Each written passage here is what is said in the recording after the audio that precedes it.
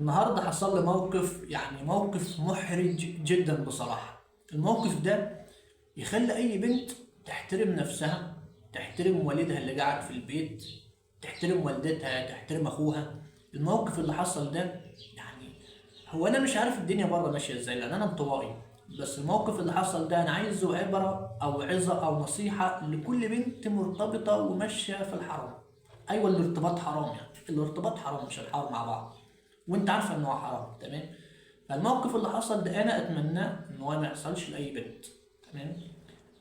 اتمنى يعني ان هو ما يحصلش لاي بنت. فانا عايزك تعمل ايه؟ تعرفي كويس قيمه اهلك في البيت. المهم، ايه الموقف اللي حصل ده؟ النهارده يعني قعدت انا وثلاثه اصحابي، خلصنا جيش. تمام. انا مش متعود ان انا اطلع اصلا انا انطوائي جدا يعني، بس قعدنا مع بعض كده. المهم بنتكلم على الشغل، بنتكلم مش عارف يعني، بنتكلم على الشغل شويه. فجت سيرة الجواز يعني، فده بيتكلم مع بعض يعني. المهم كان في واحد فينا جاهز جاهز جاهز يعني. هو ايه، خلاص يعني مستني بنت الحلال تيجي اصلا. في واحد راجل كبير شويه يعني، نقول مثلا 42 43 كده. فجي قاعد معانا. تمام. فهي كان بيتكلم اللي هو الولد اللي هو ايه جاهز وعلى وش جواز وكده ودنيته تمام. فبيقول انا شفت لك بنت كذا. الراجل الكبير ده قريب مننا يعني، شوف مفيش مشكله. فبيقول لي انا شفت لك بنت كذا بنت كذا يعني. بقول له يا عم لا، انا مش عايز دي. صح. يقول لي يا عم البنت كويسه ومحترمه وبنت ناس واهلها ناس كويسين.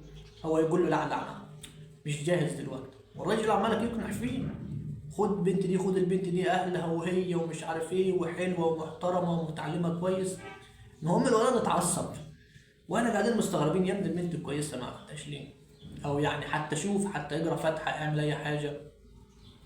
فالمهم الولد اتعصب، قال له يا عم دي بتكلم بنت اخوك. قال له انت بتقول ايه؟ قال له يا عم والله بتكلم بنت اخوك بقالها فتره، عاوز تجوزها لي مالك؟ هو اتعصب. فهنا الراجل سكت حرفيا، خد الصدمه وروح.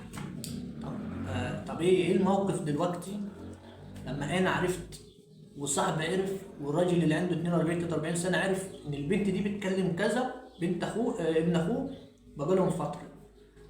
ايه الموقف هنا؟ البنت سمعه. تمام. انا قلت له انت ليه قلت كده؟ ما ينفعش تتكلم على البنت بالطريقه دي. قال ما هو عصبني، انا عارف ان ده غلط بس هو عصبني. وانا عمري ما هتجوز واحده بتكلم فلان، او عمري ما هتجوز واحده الناس كلها عارفه ان هو بيتكلم فلان. تمام. فالبنت هنا سمعه. يعني تخيلي مثلا، تخيلي والدك يكون معدي في الشارع عادي، وفي اربع خمس شباب واقفين مع بعض، وهو يعدي قاعد يقول السلام عليكم. هم عليكم السلام ورحمه الله وبركاته. ويجي واحد يقول انتوا عارفين بنت الراجل ده بيتكلم مين؟ ده بيتكلم كذا. ايه ده؟ هي دي الدنيا بره، هي دي الولاد بره. تمام. يكون ابوك كده مثلا راجل كويس ومحترم وراح يصلي وشاف ثلاث اربع اولاد واقفين مع بعض، قال لهم تعالوا تعالوا كده صلوا يعني، واقفين الاذان اذن تعالوا صلوا. فبعد ما يمشي يجي واحد منهم يقول يا عم، يقول ايه؟ يقول من وراه يعني يا عم انت رايح تصلي لما بنتك بتكلم فلان؟ لم بناتك الاول. ده موقف محرج، موقف محرج لما ايه تكون ماشيه في الشارع، او اهلك ماشيين في الشارع، او والدك ماشي في الشارع، وتلاقي شله ولاد واقفين يقولوا دي بنته بتكلم كذا، دي بنته مرتبطه بكذا، دي بنته ماشيه مع كذا، او بنته شمال باللفظ يعني. مع ان انت مش شمال ولا حاجه، انت اخرك تلقاك على حسن نيتك، او بتكلميك كحسن نيه بتحبيه كده يعني، بس هو الموضوع ما بيتحسبش كده. بص يا زلمه، يعني اعتبرني ان انا اخوك الكبير او الصغير ايا كان. فانا بنصحك، انا شفت الدنيا كده بره. تمام.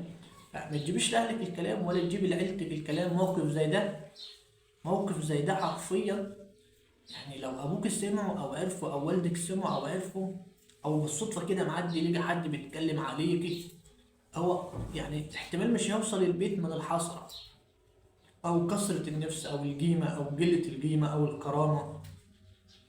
نحن يعني والدك ده أو أهلك، أو بالذات والدك يعني، والدك أكتر يعني، احتمال مامتك تعديها أو والدتك تعديها، لكن أبوك لا. تمام. ما بتعديش عليه بالساهل إلا لما يعني يزعل زعل جامد يعني. فموقف زي ده لما حد يقول لأبوك أو والدك بنتك بتكلم كذا، او بنتك بتكلم كذا، بنتك مرتبطه بكذا، هو ممكن يروح فيها وش، ولو ما راحش فيها هيروح البيت يحبسك ويتعرف اللي هيحصل الاخر. تمام.